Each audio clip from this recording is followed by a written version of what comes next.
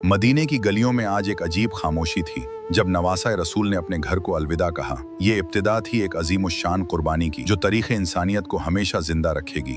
السلام علیکم ورحمۃ اللہ وبرکاتہ۔ الحمدللہ میں خیریت سے ہوں، امید کرتی ہوں کہ آپ سبھی خیر و عافیت سے ہوں گے۔ پچھلی قسط میں ہم نے یہ جانا تھا کہ مدینہ کی پرسکون فضاؤں میں ایک ایسا فیصلہ سامنے آیا جس نے تاریخ کا رخ بدل دیا۔ یزید کی جانب سے بیعت کا مطالبہ۔ امام حسین علیہ السلام نے حق اور سچائی کے اصولوں پر قائم رہتے ہوئے اسے قبول نہ کیا۔ بظاہر مدینہ خاموش تھا، لیکن آنے والے عظیم امتحانوں کی خبر دے رہا تھا۔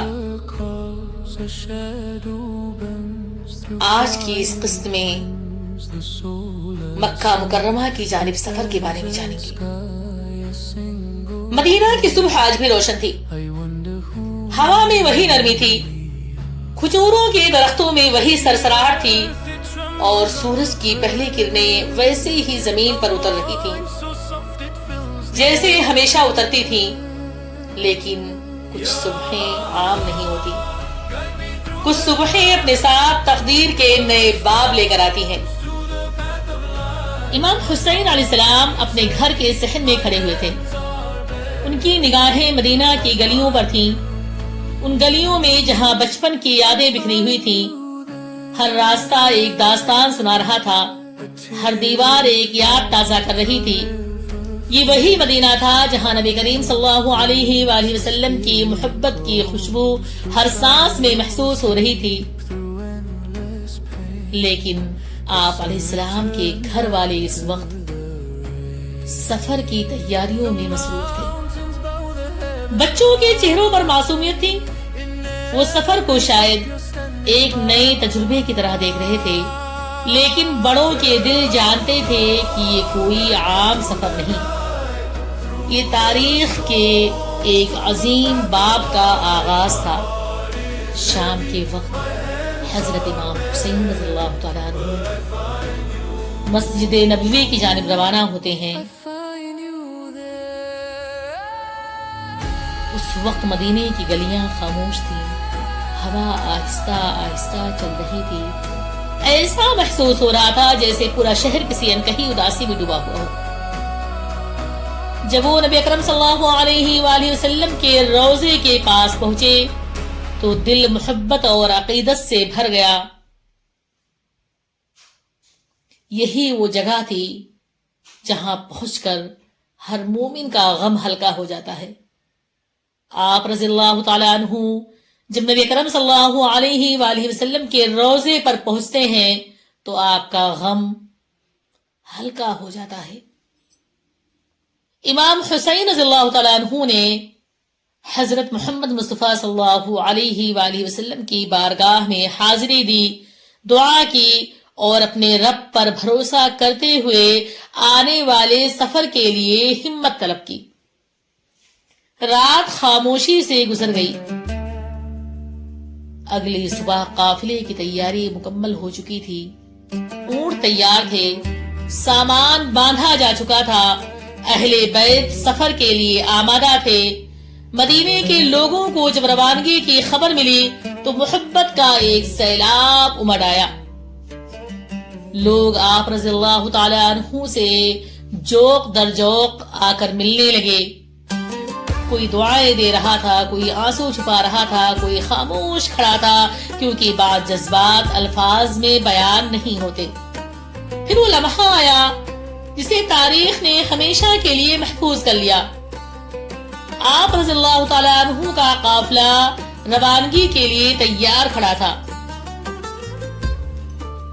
امام حسین علیہ السلام نے مدینے کی جانب ایک نگاہ دوڑائی۔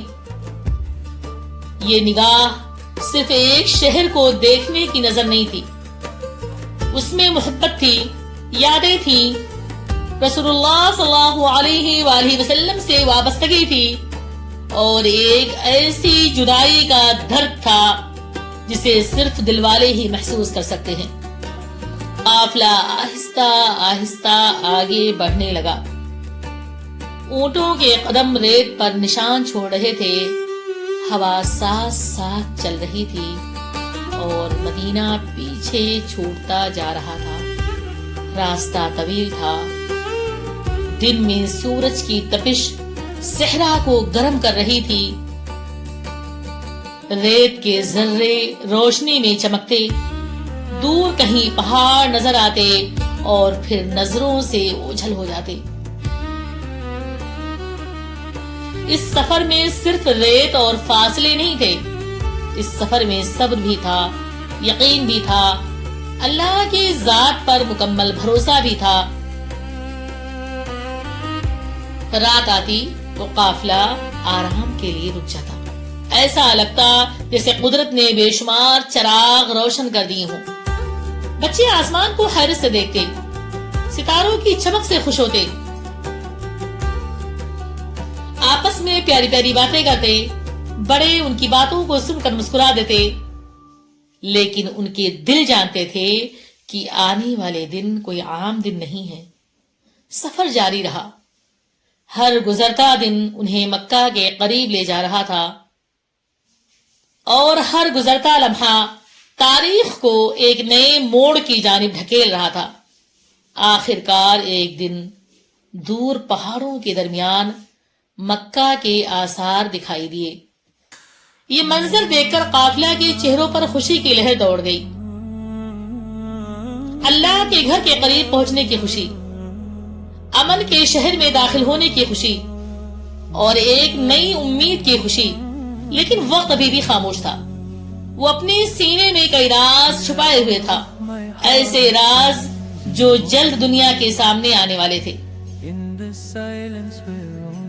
پہلی قسط نے ہمیں سکھایا کہ سچائی پر قائم رہنا آسان نہیں ہوتا، اور آج کی قسط ہمیں یہ سکھاتی ہے کہ جب مقصد سچا ہو تو انسان اپنے آرام، اپنی محبتوں اور اپنی پسندیدہ جگہوں تک کو قربان کرنے کے لیے تیار ہو جاتا ہے۔